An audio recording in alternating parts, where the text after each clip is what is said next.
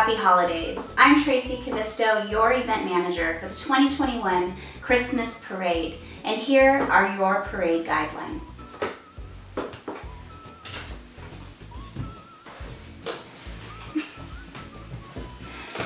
On to the float guidelines. All floats must be lit. This is a nighttime parade which will start at 6 p.m. We plan on it being dark. Rule number 2.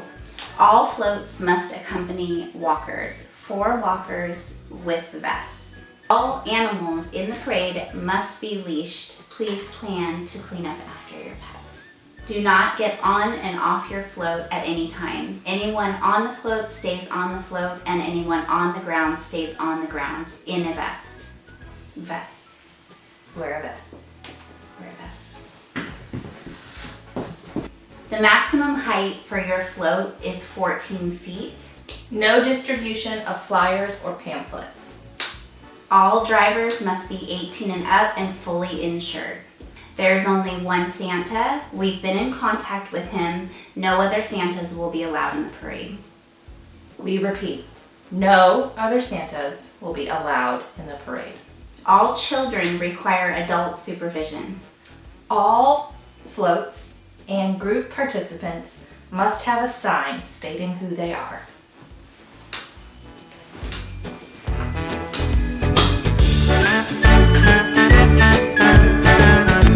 The next rule is a very, very important rule. There's absolutely no throwing of candy whatsoever. All candy must be passed to parade attendees by the walkers in your group. Again, this is a very, very important rule. No candy can be thrown. All candy must be passed to the parade attendees by the walkers in your group. Do not throw out trinkets or glow sticks or anything. All candy has to be passed out to the attendees. In all seriousness, this is a very, very important rule. The reason why we do not want floats and walking groups throwing candy is because we do not want kids running into the middle of the parade to get the candy. We want to keep kids and other parade attendees safe.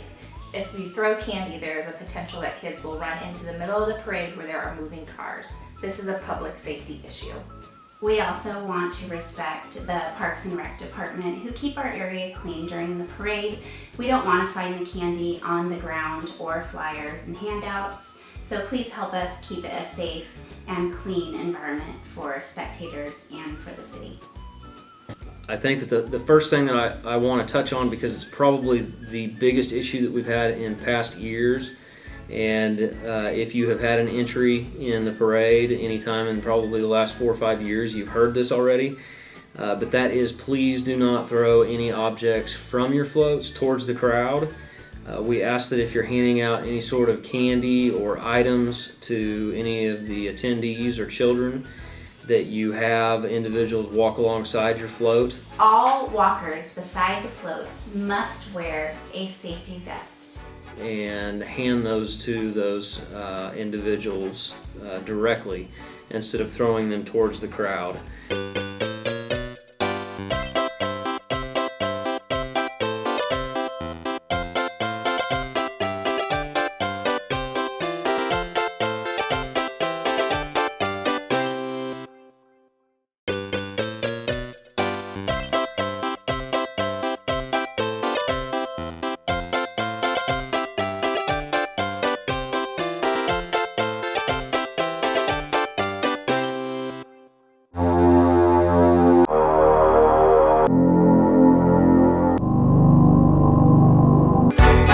Another step that we've taken to try to prevent attendees or children from coming out into the road is we do have some parade fencing that we use, which has helped.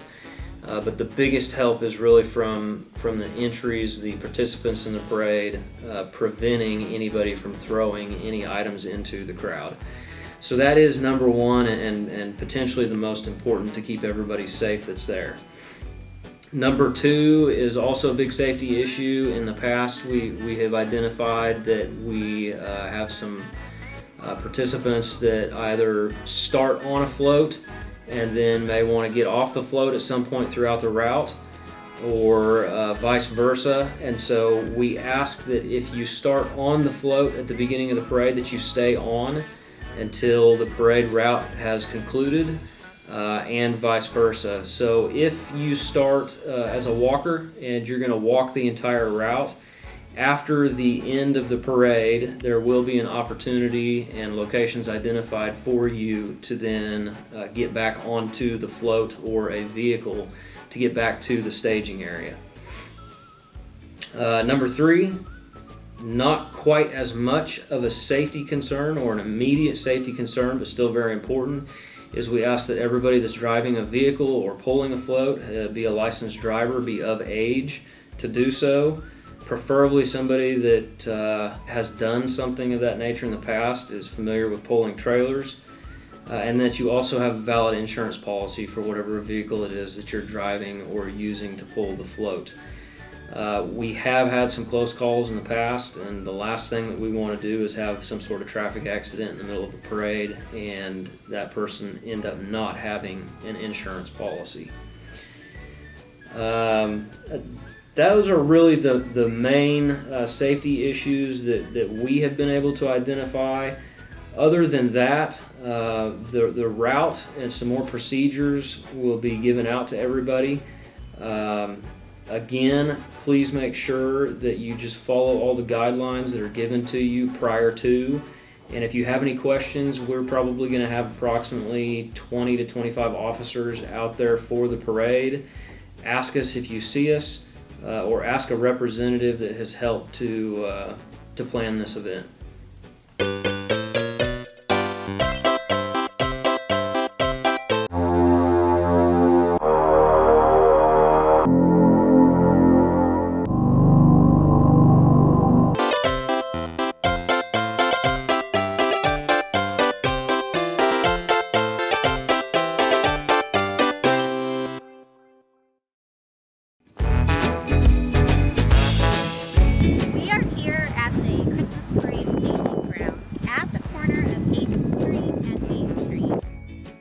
And behind me is the Bentonville Fire Department. There will be 2 entrances to the staging ground, and they are both located off of 8th Street. No other entrances will be available.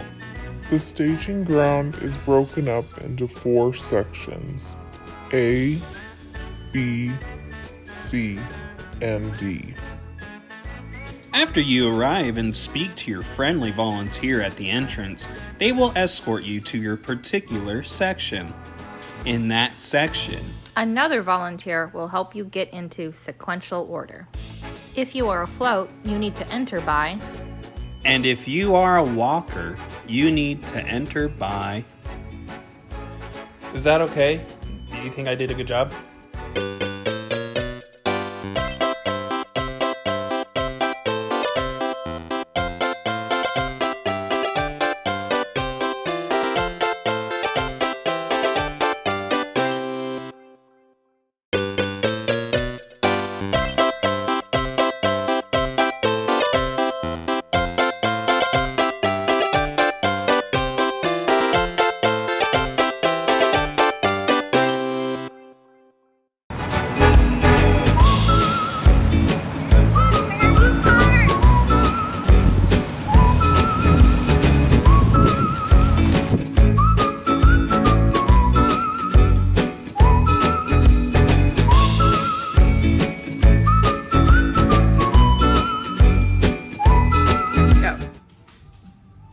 Quiz time.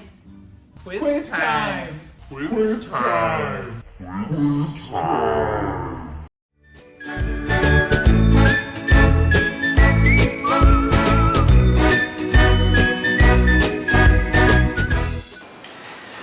I'm Andrew Heath, Executive Director of DBI, and I sort of approve this message. Wear our best.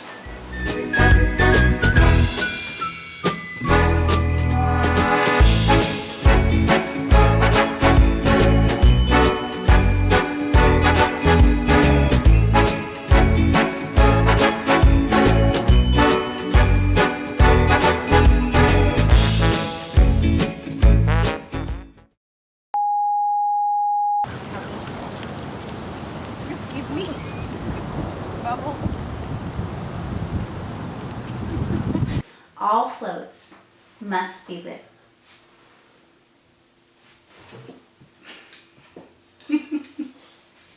What else? Am I going down the list? Yeah. I thought you might say something.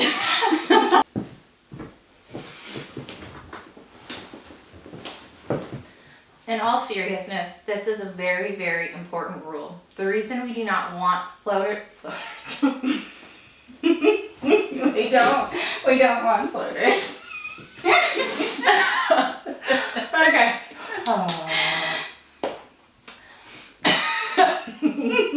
Gosh. I can't do it now. In all seriousness,